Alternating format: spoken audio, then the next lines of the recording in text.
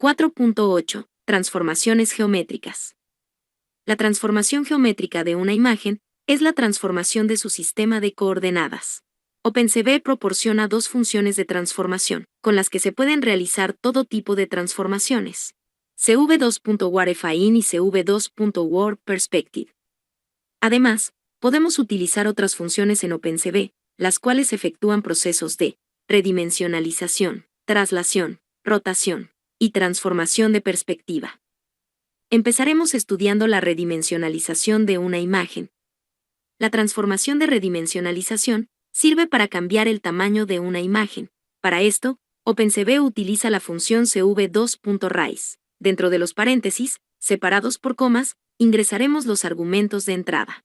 Primero, como en la mayoría de las funciones de OpenCV, ingresamos el nombre de la variable que guarda los datos de lectura de la imagen de entrada. Como segundo argumento, ingresaremos las nuevas dimensiones, en paréntesis y separados por una coma. Ingresaremos el nuevo ancho y alto de nuestra imagen. Tener en cuenta que este cambio debe ser proporcional o estar en una escala a la imagen original. Por ejemplo, si nuestra imagen a transformar tiene como dimensiones 100 píxeles de ancho y 150 píxeles de alto, al redimensionar tal imagen, nosotros lo podemos hacer con valores proporcionales, como por ejemplo, 200 por 300, 500 por 750, 20 por 30, es decir, con escalas de 2, 5 y 0.5 respectivamente, y así sucesivamente.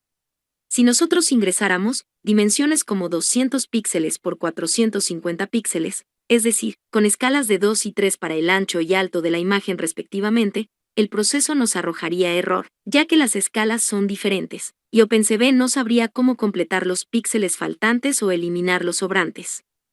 Como tercer argumento, ingresaremos el método de interpolación que queremos que utilice la función para poder redimensionalizar la imagen. La interpolación es el procedimiento en el que se estimarán los valores que toma una función en un intervalo del cual conocemos los extremos.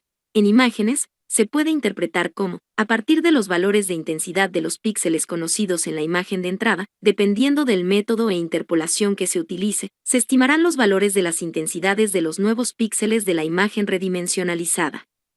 Entre los métodos de interpolación tenemos: de manera personal, he probado todos los métodos de interpolación para una misma imagen y una misma escala. Con sinceridad no he podido encontrar diferencia alguna en los resultados de salida. Sin embargo, no descarto la posibilidad que, para un tratamiento específico de un determinado tipo de imagen, se obtengan resultados satisfactorios. Aclarado esto, escogeremos uno al azar. Bueno, ahora sí, manos a la obra. Como venimos trabajando, esta sesión, utilizaremos la misma imagen de nombre 1 y de extensión PNG. Antes de utilizar la función, primero, tenemos que saber cuáles son las dimensiones de nuestra imagen de entrada. Importamos la librería de OpenCV. Realizamos la lectura de nuestra imagen de entrada. Escribimos cv2.imread paréntesis, entre apóstrofes, escribimos un punto PNG, guardamos los datos de lectura en la variable img. Imprimimos las dimensiones de la imagen, con la función shape, para el elemento img. Mostramos la imagen con la que vamos a trabajar, escribimos cv2.imshow, de etiqueta colocaremos escanor, img, completamos con las dos últimas líneas de código. Ejecutamos la celda y tenemos. Como vemos, las dimensiones de nuestra imagen de entrada en BGR son 270 píxeles de alto y 480 píxeles de ancho, con los tres canales BGR. Ya sabiendo esto, procederemos a redimensionalizar la imagen. Copiamos el código de la celda anterior y la pegamos en la celda actual. Agregamos la función cv2.rise paréntesis, dentro de los paréntesis, separados por comas. Ingresaremos los argumentos de entrada. Como primer argumento, el nombre de la variable guarda los datos de la lectura de la imagen de entrada, escribimos img. Segundo, en paréntesis ingresamos las nuevas dimensiones, primero el ancho y luego el alto. Viendo las dimensiones de la imagen original, de forma simple le asignaremos una escala por 2. Escribimos 960,540, como último argumento. Seleccionando uno al azar, escribimos cv2. Y en mayúscula inter-área. Guardamos los datos de transformación en la variable de nombre red. Mostramos los resultados de nuestra imagen redimensionalizada, escribimos cv2.imshow para la variable red y de etiqueta colocamos redimensionalización. imprimimos las dimensiones de nuestra imagen redimensionalizada. Ejecutamos la celda y tenemos. Como vemos, notamos que la imagen de salida duplica en dimensiones a la imagen de entrada. Ahora, si nosotros quisiéramos redimensionalizar la imagen de entrada, pero no necesariamente con un factor de escala, como 2, 3, 0.5 o cualquier otro número, sino más bien, redimensionar la imagen de entrada, pero a partir de un nuevo tamaño de entrada asignado por nosotros, y luego encontrar el factor escala y poder trabajar. Por ejemplo, si nosotros quisiéramos redimensionar esta imagen de 100 píxeles de ancho por 150 de alto, pero por otros motivos, necesitamos que la imagen tenga 196 píxeles de alto y no los 150 píxeles de entrada. Para ello, realizaremos una serie de operaciones que nos ayuden a redimensionar la imagen. Tener en cuenta siempre que, en la redimensionalización de una imagen, en una misma escala, esta tiene que darse tanto en el ancho como en el alto de la misma. Para el ejemplo tenemos, si queremos 196 píxeles de alto en nuestra nueva imagen, esta tendría que ser el producto entre el alto de la imagen de entrada y un factor de escala. Despejando de forma simple, sin simplificar, vemos que nuestro factor escala es igual a 1.30666 y así sucesivamente. Para que la imagen redimensionada sea proporcional a nuestra imagen de entrada, el ancho de la imagen de salida tiene que ser igual al producto entre el ancho de la imagen de entrada y el factor de escala. Multiplicamos el factor de escala por el ancho de la imagen de entrada, tenemos como producto 130.666 y así sucesivamente. Como sabemos, estas cantidades son las dimensiones de la imagen, por lo que tener el valor de 130.6, 6 y 6 sería un error. Para estos casos, nosotros tendríamos que redondear esta cantidad. Por ejemplo, para este caso, obtendríamos 131 píxeles de ancho. Te preguntarás, ¿eso no originaría un error en la proporcionalidad del ancho y el alto en la imagen de salida? Aunque sea por milésimas, igual no sería proporcional. La respuesta es no. Para nuestra suerte en OpenCV nosotros podemos asignar píxeles más menos 2 al valor correcto, sin generar ningún error en la proporcionalidad.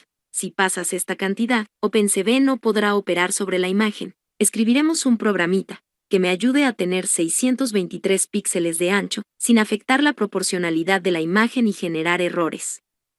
Copiamos la celda anterior y la pegamos en la celda actual. A pesar que sabemos las dimensiones de nuestra imagen de entrada, guardaremos sus dimensiones en variables, para así poder operar. Recordemos que como estamos trabajando con una imagen en BGR, la función shape nos arrojará 3 argumentos de salida, el número de filas, columnas y el número de canales. Determinaremos el factor de escala, escribimos f-escala, y con respecto al alto, es decir al número de filas de la imagen, lo igualamos a la cantidad que queremos sobre la cantidad que tenemos. Lógicamente, si operamos esto, nos daría un resultado de 2.307407 y así sucesivamente. Si multiplicamos este factor por las dimensiones de la imagen de entrada, obtendríamos resultados decimales, por lo que, en lugar de redondearlos al final, antes de multiplicar el factor escala por las dimensiones de la imagen de entrada, las declararemos como variables de tipo entero. Guardamos estas nuevas dimensiones en las variables columnas-n y filas-n, respectivamente. Editamos los argumentos de la función cv2.rise, solo cambiaremos el segundo argumento por las nuevas dimensiones obtenidas anteriormente. Antes de ejecutar la celda, imprimiremos el tamaño de las imágenes tanto de entrada como salida, las acompañamos de los textos, dimensiones de imagen original, para la variable img, y dimensiones de la imagen redimensionada, para la variable red. También imprimiremos la variable f-escala, acompañada del texto factor escala. Ejecutamos la celda y tenemos. Tal como vemos, obtenemos los resultados esperados. Traslación. La transformación geométrica de traslación es el desplazamiento de la posición de un objeto. Para realizar esta transformación, OpenCV no cuenta con una función en específico. Para esta tarea, usaremos la función cv2.warpFine, la cual nos permitirá aplicar transformaciones afines de una imagen. En términos matemáticos, las transformaciones afines son aquellas en las que las coordenadas x', y' del punto imagen son expresadas linealmente en términos del punto original x, y. Es decir que, estas transformaciones vienen dadas por las ecuaciones Luego de varios arreglos matemáticos, para cada transformación afín, quedan expresadas en determinadas matrices, las cuales veremos en cada transformación. No quisiera hacer muy extenso el video, ni tampoco ahondar el tema, ya que puede ser muy tedioso. Sin embargo, si desean que haga un video al respecto, despejando cada una de las matrices, háganmelo saber, y de acuerdo a la cantidad de estudiantes, lo haremos. Siguiendo con la transformación de traslación. Para poder trasladar una imagen usando OpenCV, debemos recordar que este trabaja bajo coordenadas X y Y. El eje X empieza desde la parte superior izquierda de la imagen hacia la derecha, mientras que el eje Y estará desde la parte superior izquierda hacia abajo. Para aplicar esta transformación geométrica, necesitaremos una matriz de movimiento. Esta matriz, a la que llamaremos con la letra M mayúscula, tendrá dimensiones de 2 por 3, en donde la primera fila, tercera columna estará el componente en X, y en la segunda fila, tercera columna estará el componente en Y, de la nueva imagen de salida, ya transformada. La matriz M se puede crear utilizando la función np.float32 de la librería NumPy. Seguido, dentro del paréntesis, editamos la matriz. Para poder realizar la transformación de traslación, utilizamos la función warpFine paréntesis. Dentro de los paréntesis, separados por comas, escribimos los argumentos de entrada. Primero, escribimos el nombre de la variable que guarda los datos de lectura de la imagen de entrada. Segundo, ingresamos la matriz de movimiento, y tercero, entre paréntesis, colocamos las dimensiones de la imagen de entrada, ya que, a pesar de la traslación de la imagen, las dimensiones seguirán siendo las mismas. Empezaremos escribiendo nuestro código. Copiamos la tercera celda y la pegamos en la celda actual. Borramos las líneas de código que no usaremos. Creamos nuestra matriz de movimiento. Escribimos npfloat32 paréntesis. Dentro de los paréntesis, editamos nuestra matriz. Como ya sabemos que la imagen tiene las dimensiones de 480 píxeles por 270 píxeles. Para X y Y respectivamente, escribimos las coordenadas t sub X y t sub Y. A manera de prueba pondremos aproximadamente 50 para t sub X y 200 para t sub Y. Guardamos la matriz en la variable M mayúscula. Escribimos la función de transformación, cv2.warpFine paréntesis, dentro de los paréntesis, ingresamos, img, la letra M mayúscula, entre paréntesis, las variables columnas y filas, las cuales son las dimensiones de la imagen, sin considerar el número de canales. La guardamos en la variable img-m. Editamos una línea de las funciones cv2.inshow, para la variable img-n. Colocaremos como etiqueta, traslación. Ejecutamos la celda y tenemos.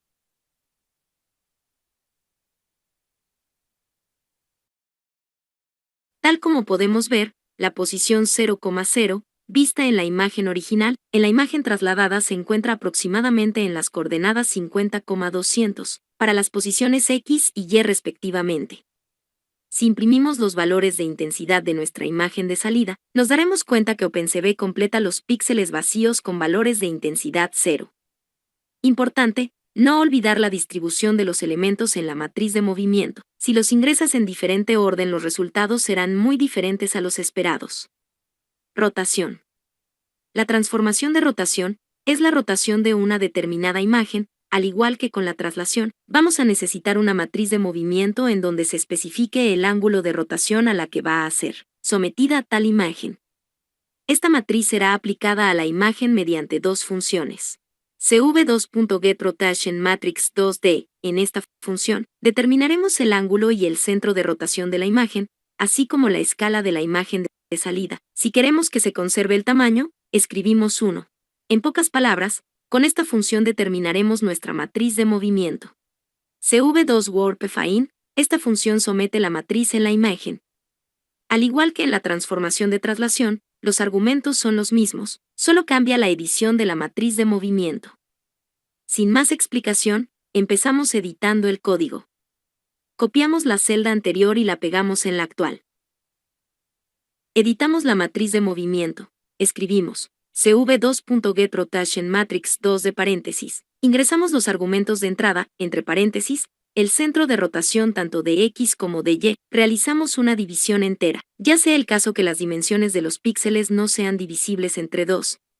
Ingresamos el ángulo de rotación, en mi caso pondré 15 grados sexagesimales. Recordemos que el desplazamiento de los ángulos son en sentido antihorario, por lo que sea cual sea el ángulo siempre irá en ese sentido, a excepción de un ángulo negativo. Si ingresáramos uno, la rotación sería en sentido horario.